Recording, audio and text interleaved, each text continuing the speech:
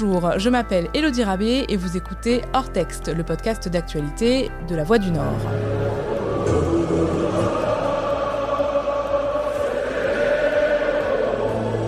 « 28 ans que le RC Lens n'avait plus atteint la finale de la Coupe de France. Et mardi 21 avril, à Bollaert, il y a eu bien plus qu'une victoire.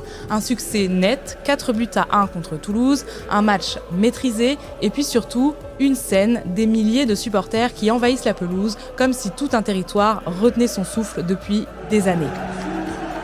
Parce qu'ici, à Lens, le football ne se vit pas comme ailleurs. Cette qualification, c'est celle d'un club, mais aussi celle d'une ville, d'une histoire, d'une fidélité qui traverse les générations. Et maintenant, une finale contre Nice à jouer dans quelques semaines, le 22 mai au Stade de France, avec peut-être au bout un trophée qui échappe au club depuis des décennies.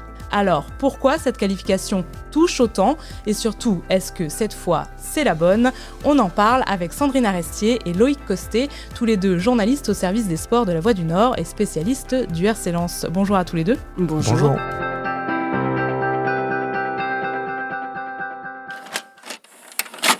Depuis qu'on est tout petit, on entend qu'on s'accambie.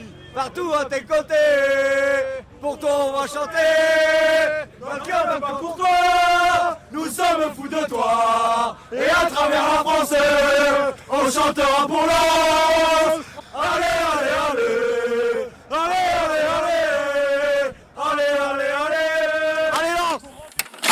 Voilà un extrait de l'ambiance saisie après la victoire de Lens en demi-finale de Coupe de France contre Toulouse le 21 avril à Bollaert. On entend la joie et l'émotion des supporters évidemment, mais avant de revenir à tout ça, peut-être un mot de contexte. Ce 4-1 contre Toulouse, qu'est-ce que ça dit du niveau de Lens aujourd'hui ? Lens avait joué contre Toulouse 4 jours plus tôt en championnat. Ça avait été un drôle de match avec une remontada. Ils avaient été menés 2-0. Ils avaient gagné 3-2 à la fin. Il y avait une vraie tension dans ce match. 4 jours après, c'est difficile de savoir, mais Toulouse est 10e du championnat. Lens 2e. Lens avait mis sa grosse équipe, avait des retours de joueurs. Une défense classique, une ligne d'attaque assez fabuleuse avec un champion du monde, Florian Thauvin, avec Alan Saint-Maximin qui crée des sensations pas possibles, Hudson Edouard. Enfin, il y avait tout pour que Toulouse explose relativement vite. Il n'y a jamais eu de frayeur. D'ailleurs, l'ambiance était un petit peu retombée en seconde période parce qu'à 3-1, c'était plié, quoi. Il n'y avait plus qu'à attendre le coup de sifflet final. C'était facile. C'est ça, en fait, il n'y a pas vraiment eu match. L'enjeu, c'était vraiment d'attendre de voir presque ce qui allait se passer à l'après-match, tellement le match était plié en une mi-temps et même un peu moins. Et en même temps, dans l'esprit de tous les supporters, il y avait toutes ces demi-finales perdues. Si je dis pas de bêtises, Lens, c'est 9 demi-finales en Coupe de France et seulement 3 gagnées. 4 avec celle-ci, je crois. Ouais. Et donc, il y avait vraiment cette malédiction en tête. Donc, il y avait quand même ce stress et on sentait les supporters stressés avant le match. Donc voilà, il y avait quand même de l'enjeu, mais en fait, le match s'est tellement bien passé que le stress est rapidement retombé, peut-être même un peu trop. Et Sandrine, tu l'as dit tout à l'heure, ça a presque fait retomber l'ambiance, en tout cas pendant le match. Après, c'était tout autre chose, on va en parler, mais pendant le match, c'était presque un peu décevant par moment. On a vu effectivement des images très fortes à Bollaert après le match, avec les supporters sur la pelouse, des larmes, des chants. Vous y étiez tous les deux. Comment ça s'est passé ? Est-ce que vous vous y attendiez ? On pouvait presque s'y attendre parce qu'il y avait des rumeurs de possible envahissement de terrain en cas de victoire. C'était prémédité, voilà. Très clairement.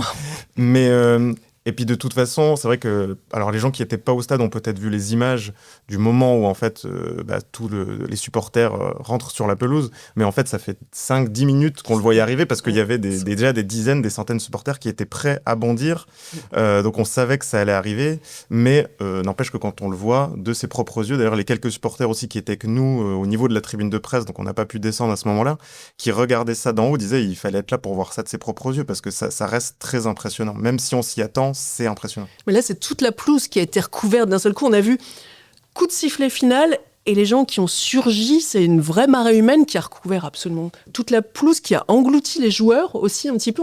Des fois, c'était un peu où est Charlie ? Il fallait chercher les joueurs au milieu avant qu'ils soient ramenés assez vite au vestiaire. Mais c'était super impressionnant. C'était toutes les tribunes qui avaient dégringolé sur la pelouse. Ça en dit long, là encore, sur l'attente qui était énorme. Et puis, on a vu autour de nous des gens qui pleuraient. Mais vraiment, les yeux brillants, les larmes aux yeux, vraiment des cris de soulagement, de libération autant que de joie. C'était assez impressionnant, oui. Ça donne des frissons, rien que de vous entendre. Vous avez vécu ça aussi, vous, j'imagine, sur place, en vous disant... waouh, on est en train de vivre un moment d'histoire en fait dans le foot? Parfois, on n'a pas forcément conscience de vivre ça, je pense, dans notre métier, parce il faut savoir qu'on est concentré sur le fait de on a des articles à rendre. Là, par exemple, il fallait les envoyer avant minuit, même avant. Donc, en fait, à la fois, on se relève un peu, on regarde, on se dit, mais qu'est-ce qui se passe? C'est dingue. Et en même temps, dans la seconde d'après, il faut se concentrer sur écrire son article. Mais je pense que personnellement, en tout cas, je m'en suis plus rendu compte après, quand je suis allé voir les supporters à la sortie du stade, et que j'ai compris que l'ambiance n'était absolument pas retombée, alors que le coup de sifflet final avait retenti il y a 45 minutes, peut-être. Donc, c'est là qu'on se rend compte, on discute avec les supporters et qu'on prend encore plus la mesure de l'événement. On fait un métier de passion, on n'est pas forcément supporter du RC Lens ou des clubs qu'on suit, mais il faut prendre le temps, je pense, quelques secondes au moins pour savourer ces moments-là, parce qu'ils sont rares et c'est des moments de communion, de ferveur. Enfin, je sais pas, on le ressent même physiquement. Le match d'avant, c'était le stade qui tremblait. Enfin, il y a des choses qui se passent qui sont rares, et je pense qu'il faut savoir les apprécier malgré tout, même si on a peu de temps en effet, mais savoir saisir ça. Et justement, les supporters que tu as pu rencontrer, par exemple, Loïc, à la fin du match, qu'est-ce qu'ils te racontent? C'est un bonheur ultime pour eux? De toute façon, on sort du stade. Alors, il y avait presque le parvis du stade qui s'était un peu transformé en boîte de nuit. Ils avaient mis de la musique, il y avait les gens qui dansaient, qui chantaient. Et après, les gens, de toute façon, qui quittaient le stade, il n'y en avait pas un seul qui n'avait pas le sourire, quoi. C'était le smile jusqu'aux oreilles. Ils voient des journalistes à la sortie du stade, ils ont envie d'aller leur parler, ce qui n'est pas toujours le cas. Alors, c'est comme souvent le cas après une victoire. Mais là, c'était encore plus. Tout le monde avait envie de partager sa joie.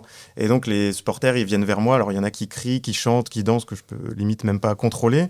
Et il y a aussi ceux que j'avais vus avant le match qui étaient stressés, que je revois 2 heures, 3 heures après et qui sont soulagés. Et en fait, surtout, ce qui m'a marqué le plus, c'est le fait d'avoir beaucoup de supporters de différentes générations et beaucoup de parents qui sont avec leurs enfants, qui disent moi j'étais là en 98, j'espère qu'ils vont pouvoir vivre ça avec moi, en parlant de la Coupe de France, mais aussi du championnat.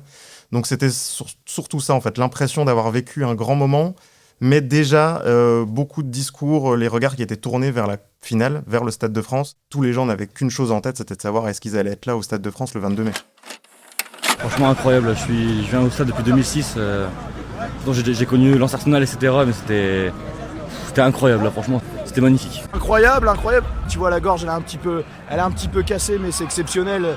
Tu vois, nous, on a 33 piges, 34 piges tous les deux. 28 ans qu'on n'a pas connu de finale de Coupe de France. Là, c'est incroyable, c'est magique. Regarde l'ambiance, les gens, ils sont contents. Voilà. On n'a jamais vécu ça, surtout la Coupe de France. Je veux dire, c'est historique. Ça va être énorme, franchement, on va vivre quelque chose d'énorme. Et je pense que tout supporter lensois, c'est soulever la coupe. D'ailleurs, l'entraîneur Pierre Sage avait basculé très très vite dans son discours d'après-match. Sa réponse, quand on lui a demandé quels étaient ses sentiments après cette soirée folle, « Ah non, moi j'ai qu'une envie, maintenant c'est de gagner la finale ». C'était très clair, c'était déjà tourné vers cet événement-là. Ouais. En fait, c'est un peu du 50-50, parce que c'est aussi ce qu'on a ressenti au niveau des supporters, parce que de toute façon, la nuit était assez calme. On s'attendait peut-être à des klaxons, à une nuit interminable à Lens et aux alentours, et en fait, ça s'est calmé assez vite. Et à la fois, à la sortie du stade, il y avait cette émotion et presque l'impression que Lens avait déjà gagné. À la fois, on savoure, mais très vite, on l'a vu avec cette ambiance qui finalement ne s'éternise pas au bout de la nuit. On s'est dit, ça y est, les gens, ils sont déjà focus sur le 22 mai. C'est une attente énorme. Il faut savoir que le RC Lens a assez peu de trophées, en plus, dans son armoire. Lens a été champion de France en 98 et a gagné la Coupe de la Ligue en 1999. Et c'est tout. Alors, c'est déjà beaucoup. Il y a des clubs qui n'ont pas ça, mais enfin... Malgré tout, il n'y a pas de Coupe de France non plus. Ça, c'est une espèce d'anomalie qui avait été pointée par le coach dès le début de l'aventure en Coupe de France. En tout cas, on sent même dans le message de Pierre Sage, encore plus que sur les autres matchs, il parle tout le temps des supporters quand il parle de la Coupe de France, parce qu'on sent que c'est une attente énorme pour eux. Sandrine, tu le disais tout à l'heure, ça fait 28 ans qu'ils attendent une nouvelle finale. Donc ça veut dire que des personnes qui ont 30 ans aujourd'hui, ils n'ont pas vécu cette finale, ou en tout cas, ils avaient 2 ans. Même des personnes qui avaient 40 ans, c'était des enfants. Donc en fait, tout le peuple sang et or attend cette finale. Et c'est plus important, pour en avoir parlé avec quelques-uns, c'est évidemment, là, il y avait le titre qui était possible cette année, mais la Coupe, c'est peut-être plus qu'une participation en Ligue des Champions, c'est plus que le match face à Arsenal il y a quelques années, c'est la Coupe de France, c'est au-dessus de tout pour beaucoup de supporters. Justement, c'est peut-être la spécificité de la Coupe de France. C'est clairement le championnat des supporters, un petit peu du tout petit club au plus grand. C'est ça, c'est la seule compétition qui réunit tout le football français. Ça part des clubs amateurs qui jouent l'été jusqu'au club pro. Donc ça réunit absolument tout le monde, ça fait vibrer tout le monde. On avait eu Calais dans la région en 2000, c'était un événement fabuleux qui s'était hissé jusqu'en finale. Donc la Coupe de France, et beaucoup même de joueurs pros le disent, moi j'en ai eu chez certains Lensois. Je me souviens d'Adrien Thomasson qui disait « La Coupe de France, pour moi, c'est le trophée le plus prestigieux ». Parce que justement, il y a ce côté rassemblement de la famille du presque foot populaire, rassemblement des familles du foot français. Il faut bien s'imaginer que dans toute la région, il y a du supporter lensois partout, mais encore plus dans l'Artois. Il y a cette finale du 22 mai, elle est encore plus importante que les Bleus en finale de la Coupe du Monde quelques mois plus tard. C'est l'événement de la décennie pour beaucoup de supporters. Il faut se rappeler aussi que Lens, c'est un club qui fête ses 120 ans aussi cette année. C'est une année un petit peu symbolique, mais c'est un club qui est ancien et qui a connu beaucoup de choses, qui a galéré aussi. C'est dans les années relativement récentes, malgré tout. Il y a une remontée en Ligue 1 qui date que de 2020. C'est un club qui est passé en Ligue 2, qui a presque failli disparaître, qui a connu des péripéties financières. Enfin, il y a tout ça aussi qui se cristallise autour d'un événement qui est un moment très rare, finalement, dans l'histoire d'un club. C'est un peu comme si les supporters l'avaient mérité, en fait, aussi, après tout ça, justement. On l'entend beaucoup dans le discours de Pierre Sage, comme disait Loïc, justement. Les questions beaucoup de... Le peuple lensois, c'est vraiment l'expression qui est utilisée par tout le monde. Le peuple lensois mérite ça. Il y a une ferveur, un vrai lien entre les supporters et ce club, qui est cultivé beaucoup par le club qui en joue, mais dans le bon sens du terme, depuis quelques années, oui. Alors tout le monde veut donc être de la partie le 22 mai au Stade de France pour assister à ce match contre Nice, mais il n'y aura malheureusement pas de place pour tous les supporters et donc forcément des déçus. C'est très simple, pour la Coupe de France, le Stade de France fait 80 000 places. Il y a un virage, c'est-à-dire 20 000 places qui sont réservées à chaque club. Donc 20 000 places pour Lens, les supporters de Lens, 20 000 places pour les supporters niçois. Lens, c'est 28 000 abonnés, c'est 4 ans de guichets fermés, plus de 38 000 personnes même au stade à chaque fois, avec des listes d'attente énormes. C'est très difficile d'avoir un billet pour venir à Lens, donc forcément, ce nombre de places, il sera insuffisant. Mais c'était déjà de toute façon la chasse aux places avant même la demi-finale. Il y a des gens qui se renseignaient pour savoir comment je peux avoir une place pour la finale. Et il n'y en aura pas pour tout le monde. Enfin, je pense qu'ils vont se débrouiller pour être très nombreux, comme les Nantais l'ont fait 2 années de suite, en 2022 et 2023. Ils avaient réussi à être 50 000. Sur 80 000, c'est beaucoup.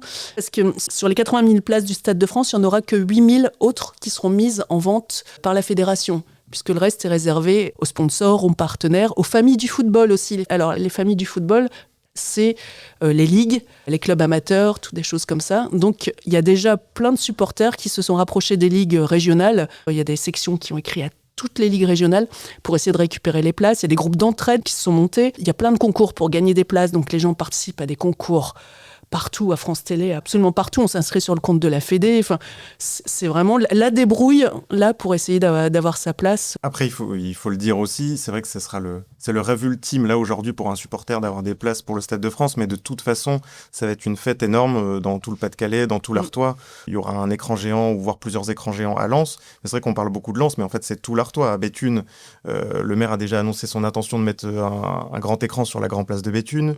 Mazingarbe aussi, j'ai vu passer. En fait, il y a plein d'endroits dans tout le Pas-de-Calais, dans tout l'Artois, où de toute façon, ça va être une fête énorme dans les bars, partout. Donc en fait, dans tous les cas, ça va être un événement exceptionnel. Il ne faut pas oublier aussi qu'il y a des personnes qui n'ont pas forcément les moyens d'aller au stade. Donc de toute façon, ça va être une fête immense. C'est encore mieux d'être au stade et tout le monde en rêve, mais ça sera de toute façon incroyable à vivre aussi devant sa télé ou devant un écran, dehors, avec ses amis, les supporters. Est-ce que ça existe ailleurs en France, ce lien d'attachement avec un club de foot ? On a l'impression que Lens n'est jamais un club comme les autres et que ça dépasse toujours le cadre du sport. Alors, est-ce que ça s'explique par l'histoire du territoire, les mines, la solidarité, l'identité ? Comment on explique ça ? Il y a un autre club qu'on peut comparer un petit peu à Lens, c'est Saint-Étienne, qui est un petit peu un passé minier aussi, le même type de population ouvrière aussi, avec pas mal d'immigration, des choses comme ça. Donc, et les gens se retrouvent dans ces clubs-là.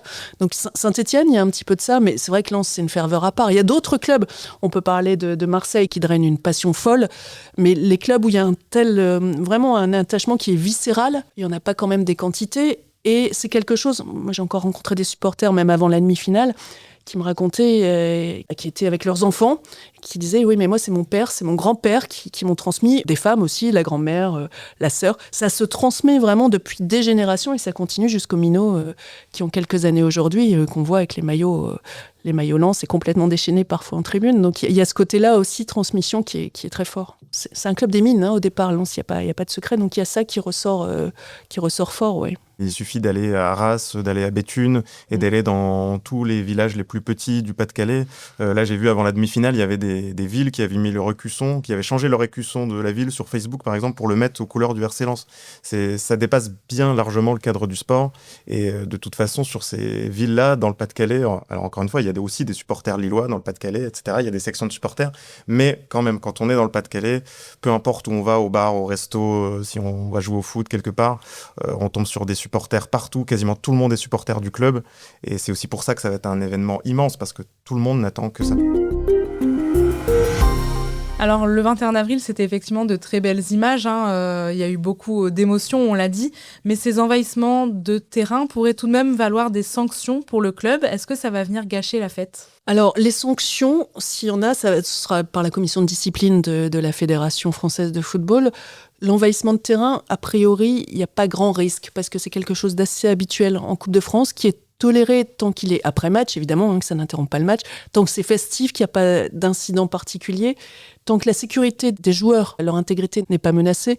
Globalement, ça s'est bien passé, donc ça ne devrait pas être un sujet. En revanche, il y a eu des fumigènes qui ont été craqués sur le bas des 3 tribunes plus populaires, et ça risque de coûter cher au RC Lens avec des tribunes qui peuvent être fermées ou en partie, mais ce ne sera pas sur un match de Coupe de France, ce sera sur un match de championnat. Donc le risque, il est plutôt là, et d'une grosse amende aussi, ça coûte toujours cher, ça, les fumigènes au club. Mais bon, c'est de tradition presque dans les stades, c'est interdit, mais la fédération comme la Ligue s'en servent pour en faire des beaux supports de communication. Mais c'est plus ce côté-là qui risque que l'envahissement de terrain lui-même qui est toléré sur ces matchs. Au-delà de l'émotion, il y a aussi une finale à jouer. Elle aura lieu, donc, on l'a dit, le 22 mai au Stade de France. Est-ce que sportivement, Lens, aujourd'hui, a les armes pour aller au bout ? Je pense qu'aujourd'hui, on peut difficilement dire que Lens n'est pas favori de cette finale. Mais justement, c'est peut-être ça le plus dangereux. On le sait, on va peut-être en parler aussi. Il y a aussi tous ces liens qu'il peut y avoir avec Nice, avec ces anciens Lensois qui sont à Nice. Donc je pense que et un ancien coach du LOSC. Et un ancien coach du LOSC, donc forcément avec Puel. Donc Lens est favori parce que Lens fait une saison exceptionnelle, parce que Lens mérite cette finale après un beau parcours. Et forcément, Lens est un peu plus favori aussi que si ça avait été face à Strasbourg, je pense, parce que Strasbourg, c'est vraiment une équipe qui fait une super saison.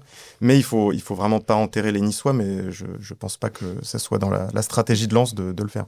Oui, et puis surtout, la grande nouveauté de cette année, c'est qu'il n'y a pas le PSG. Et le PSG, qui est toujours le grand favori de toutes les compétitions depuis quelques années, depuis l'ère qatari, le PSG a été sorti en 16e de finale. Donc depuis ce moment-là, la route s'est un petit peu dégagée. Et puis Lens est 2e du championnat. Lens a les arguments, a les individualités dans son équipe. Je dirais que c'est l'année ou jamais, parce qu'il faut de la chance pour un parcours en Coupe de France. C'est vraiment le tirage au sort. Est-ce qu'on joue à domicile, ce qui est rare pour Lens, là, la demi-finale à domicile, c'était presque une exception. Il n'y en a pas eu beaucoup. Donc il y a tout ça qui entre en ligne de compte. Donc c'est vraiment l'année ou jamais. Et Lens a tout pour. Après, la Coupe de France, c'est un match coup près. Et c'est du sport, et c'est ça qui est beau. Tout peut arriver sur des matchs comme cela. Et si les 100 et or remportent enfin cette finale, comment ça peut se passer, selon vous, tant au Stade de France qu'ici, chez nous ? On n'est pas couché. Ouais, et on n'est pas prêt, je pense, pour ce qui va se passer.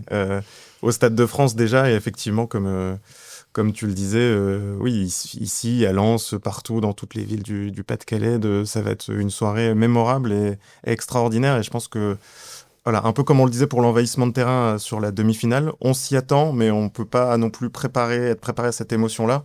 Je pense que ça va vraiment être incroyable. On ne veut pas leur porter malheur, mais oui, ça va être vraiment un grand moment si Lens gagne le 22 mai. Ça peut être une boule de bonheur vraiment qui va emporter tous ces gens-là qui vont être nombreux, parce que entre ceux qui sont au Stade de France qui auront cette chance-là et ceux comme tu disais, qui seront dans les bars, qui seront devant les écrans géants partout, c'est des dizaines de milliers de personnes. Et dans ces cas-là, ça commence à dater, mais les souvenirs du titre de 98, mais c'était une folie dans les rues de Lens. C'est inimaginable. Je pense qu'on peut pas imaginer ce que ce sera, ce que ce serait. On leur souhaite. Faut bien se rendre compte que là, ça serait une finale de Coupe du Monde gagnée pour les supporters lensois. Donc voilà, ça mesure un peu ce qui peut se passer ce soir-là. C'est vraiment quelque chose que certains supporters attendent depuis toujours, depuis qu'ils sont nés, ils attendent la Coupe de France pour Lens. Donc ça serait vraiment au-dessus de tout. À la Voix des Sports, quel est le dispositif pour ce jour-là ? Comment vous allez travailler ? On va être nombreux, il y aura beaucoup de choses. Sans doute une émission d'avant-match aussi, comme on a pu faire pour la demi-finale, et des pages spéciales. Et forcément, on monte en puissance, nous aussi, au fur et à mesure. Donc, non, il y aura beaucoup de pages, des formats vidéo. On va être nombreux. Après, ça dépendra du nombre d'accréditations qu'on peut avoir. Mais il y a aussi tous les gens qui vont travailler autour, auprès des supporters. Non, on va être très nombreux. Là, sur la demi-finale, on était déjà bien une dizaine quand même au total. Avec les locales, les éditeurs. Oui, donc en fait, à chaque fois, de toute façon, même juste un match du RC Lens, c'est à chaque fois un gros dispositif, on s'en rend pas compte.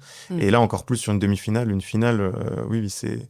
Là, en fait, sur toutes les semaines qui vont suivre, vous aurez du mal à aller sur La Voix du Nord et ne pas trouver au moins un article, voire plusieurs, voire beaucoup, avec les mots-clés RC Lens et finale de Coupe de France. On va encore vous en parler pendant plusieurs semaines avant le match. Si Lens gagne la Coupe de France, ça sera une magnifique de La Voix des Sports, j'en doute pas, et de La Voix du Nord. C'est aussi pour ça que c'est des...